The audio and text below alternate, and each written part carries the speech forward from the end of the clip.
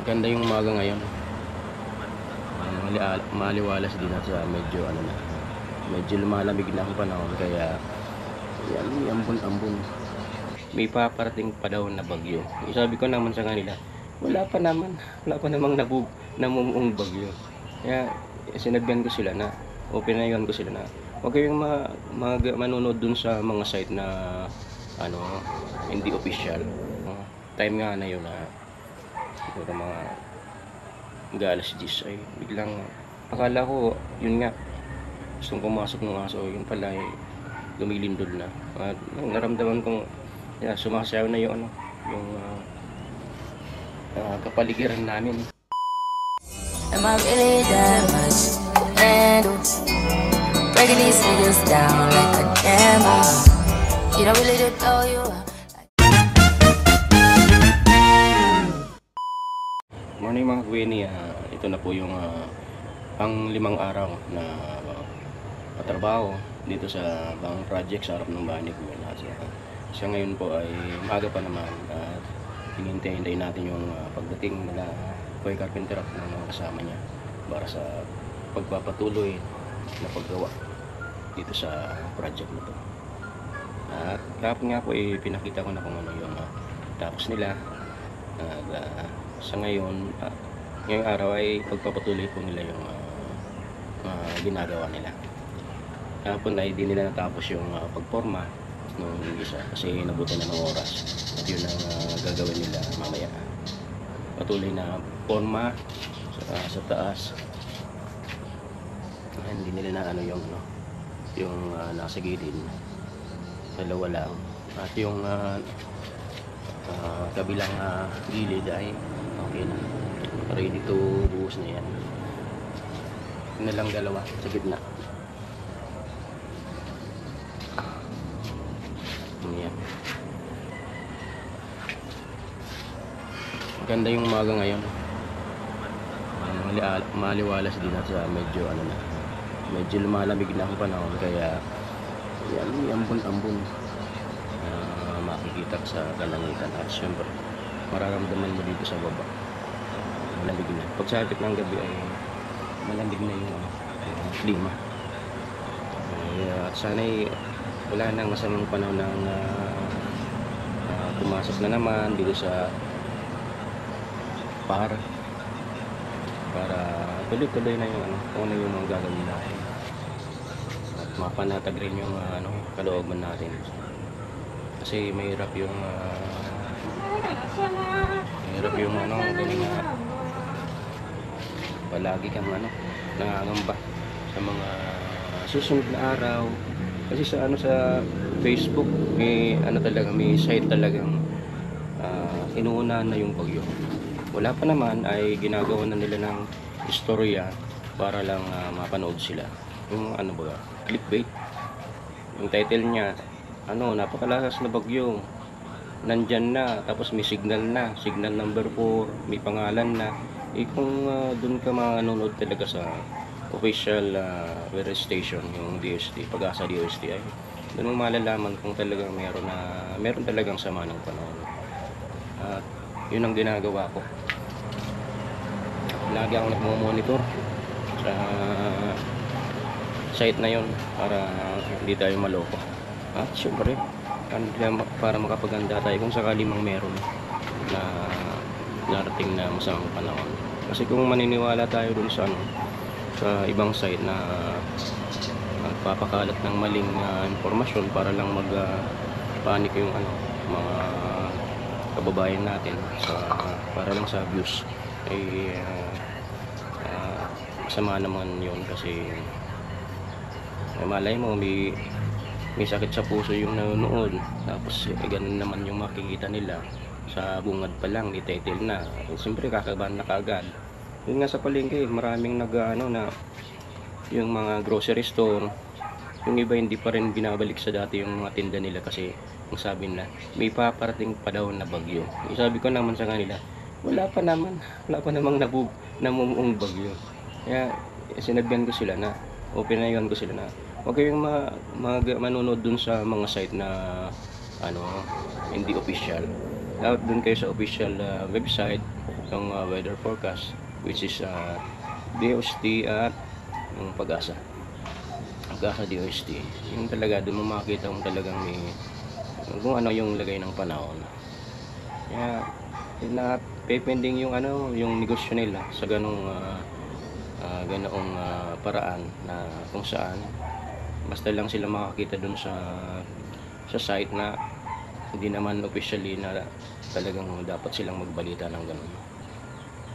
At may dagdag pa, siyempre advance na meron na pala, tapos masyadong malakas, nakakapagpaalala. Yan na po ang masabi ko sa atin, sa mga nanonood, mga Gwenny, sa mga ibang viewers natin na piliin natin yung site na yun talagang official magbabalita para hindi tayo malugo. Yan po, at abang-abang na lang po tayo kasi wala pa sila Boy Carpenter at yung team niya para sa pagpapatuloy na paggawa dito sa project sa harap ng bahay ni Bruno. At yun na po yung update natin, mga Gwen. Mga Gwen ay maaga kaming sara dun sa boulevard kasi matumal yung benta at kunti yung tao, kaya minabuti namin sarado na lang, pero nakapagluto rin kami, buli rin konti at walang customer na uminom ng alak kasi konti nga lang yung pumunta gabi, kaya around 9 ay pasya kaming magsarado na. At ayan, habang nasa loob kami ng bahay ay nanonood si ate ma'am ng TV at nag-aayos ako ng mga gatugasin. Ay bilang akala ko papasok si Bruno, yung aso namin, kasi paggabi ay inayan namin dito sa labas sila matulog para may bantay dito sa labas kasi open space to, marami ang pwedeng mawala dito ng mga kahoy na mga mapakikinabangan ng iba. Yan, kaya talagang yung dalawang aso ay dito na muna sila sa labas mag-i-stay kasi para may bantay. At anong time nga na yun siguro mga alas 10 ay biglang kala ko gustong pumasok ni Bruno doon sa kusina kasi kumakalampag yung yung pintuan.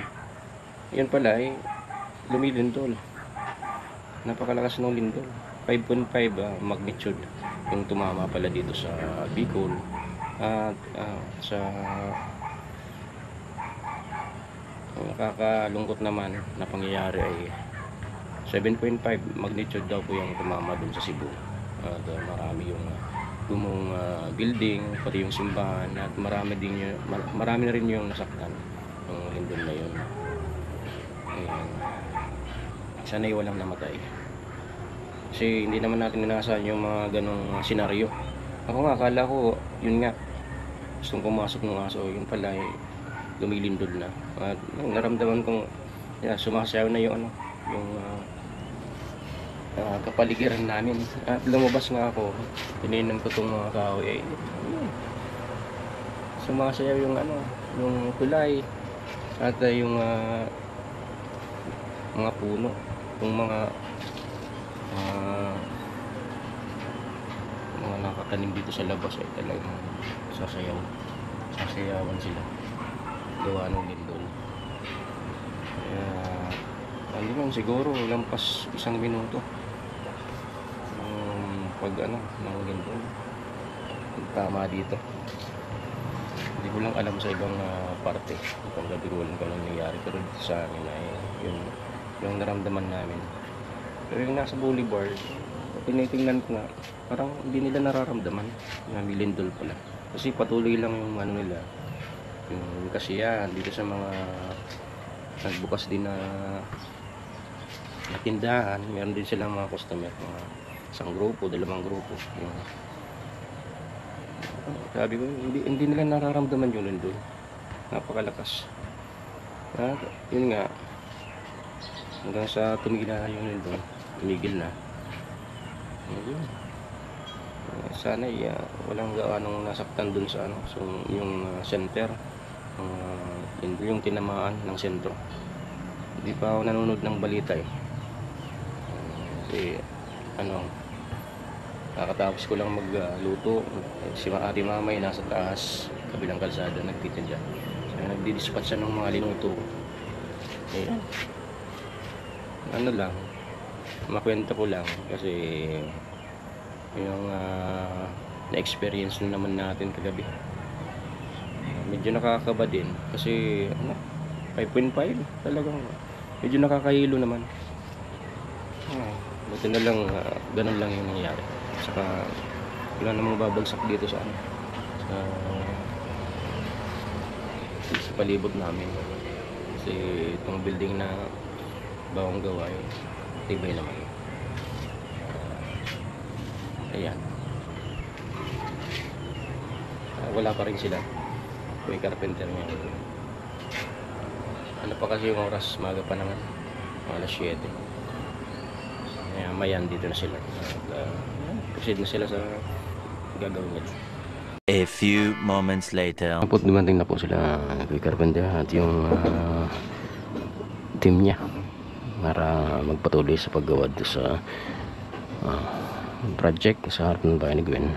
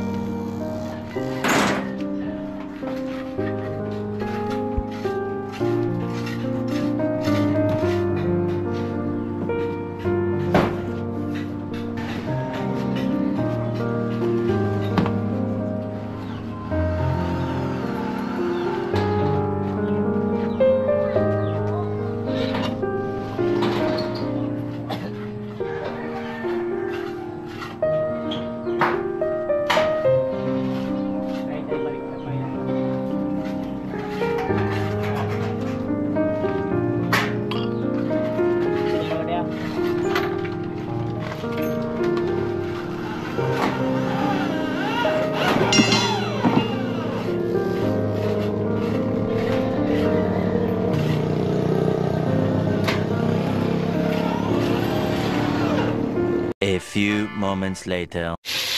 Mga kabili at medyo pangalan na ako ng pamamalingko. Nalida ako ng paulam namin ng bangaga. Malak, pinaulang malak ang mulito ko.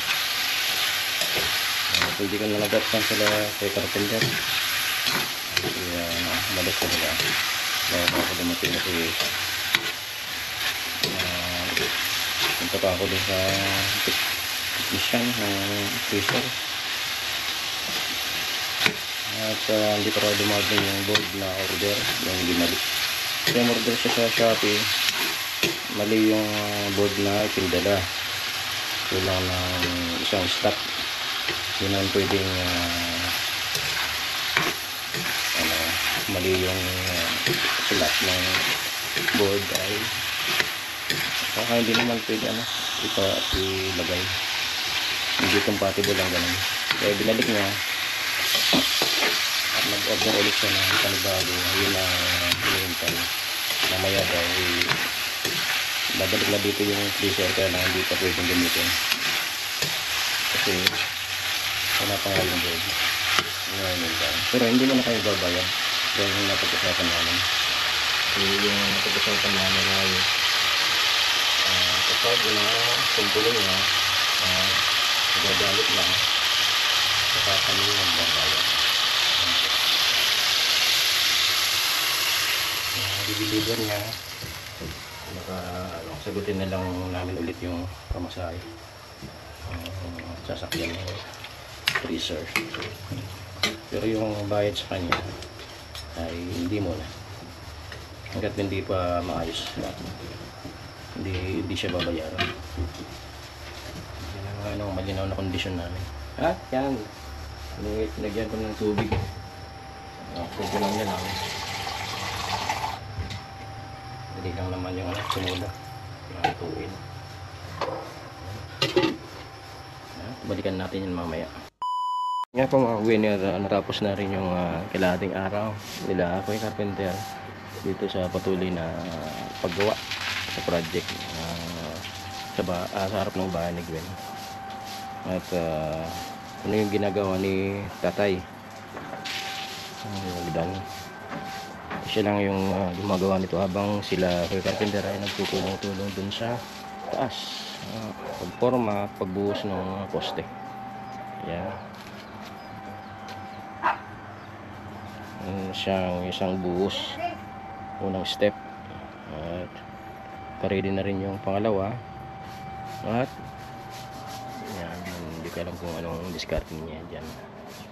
Yung anilyo nasa kalahati na. Okay.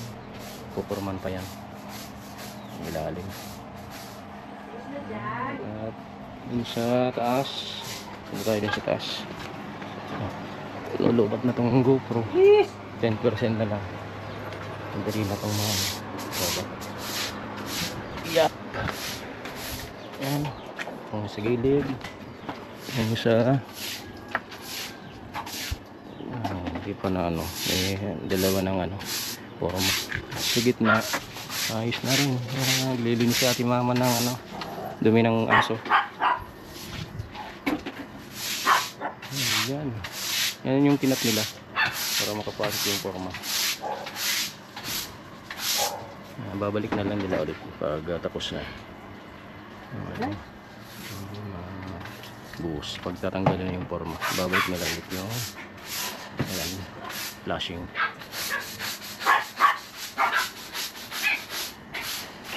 Mamaya bubuhos sila ulit dito poste. At natanggal na nga yung ibang forma dito sa unahan. Yan, bitaw na yung poste sa harap, second first floor.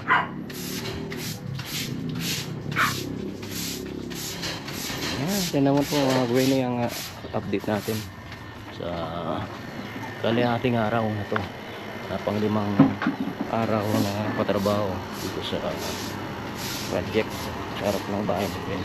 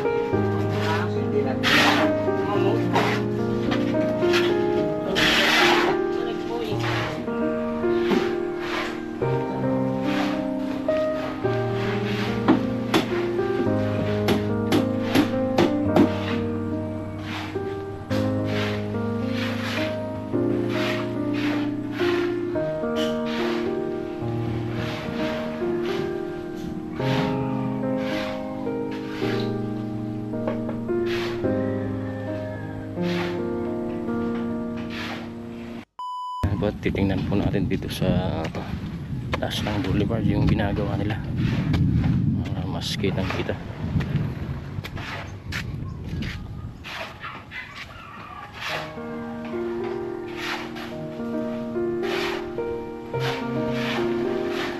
Bagat na naman ah. Bagat na naman.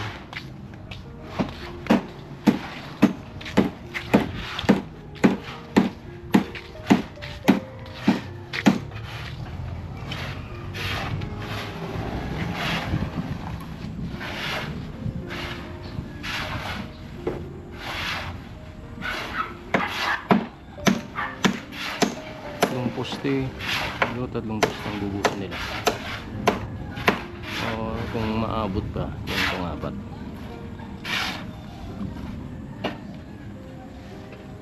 Buti hindi nagtuloy-tuloy yung ulan. Kasi maatraso sila. Buti na lang tumigil yung ulan. Kaya kapag patuloy sila sa paggawa.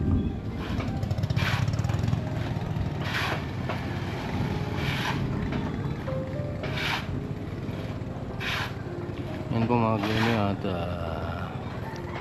malapit nang mabuo ang project sa harap ng bahay ni Gwen.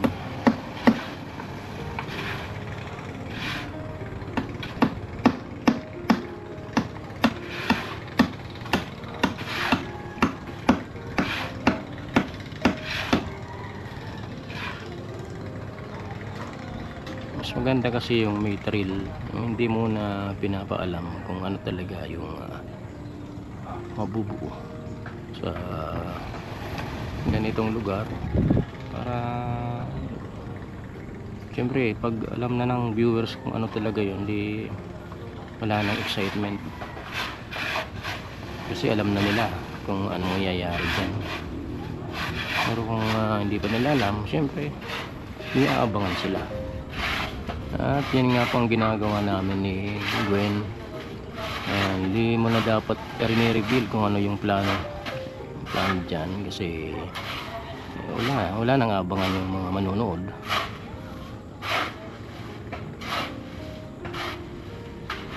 At yung plano minsan kahit may original plan na ay nababago pa rin, kasi depende sa posisyon nung lugar sa loob o sa parte sa lugar na yan.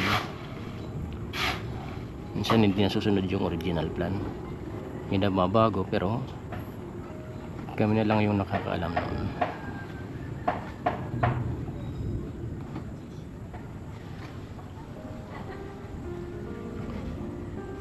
Ito plinano namin, ano lang, kami ng dalawa yung nag-uusap.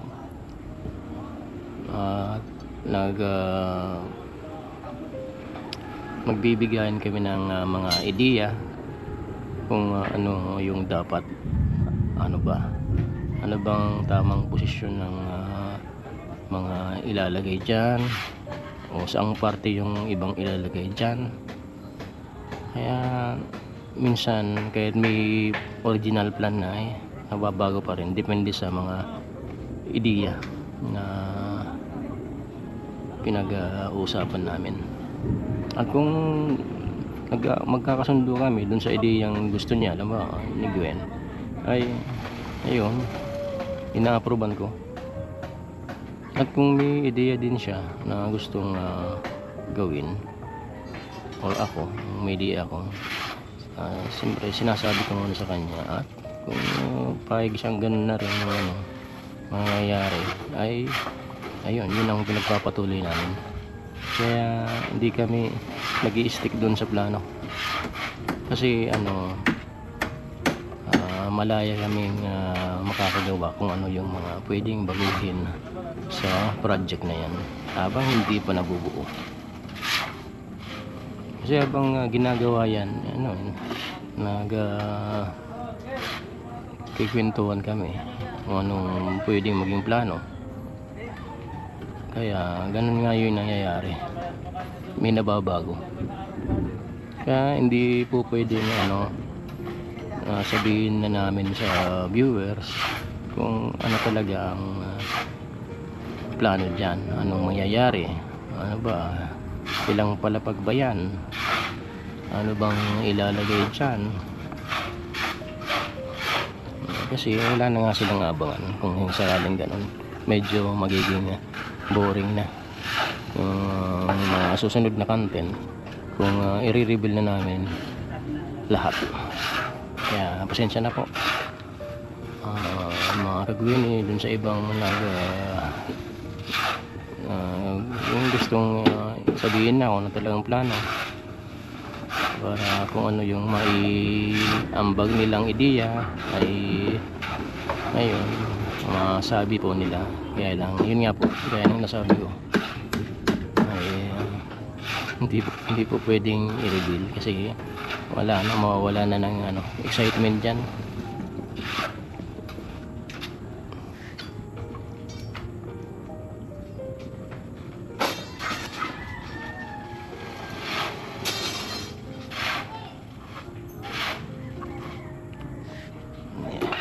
At yun nga po mga Gwen, at yan na muna po yung clip natin ngayon. Mamaya naman pag matatapos na, pag madaling silang matapos dito sa pang 5 araw na paggawa sa project, bagong project sa harap ng bahay ni Gwen.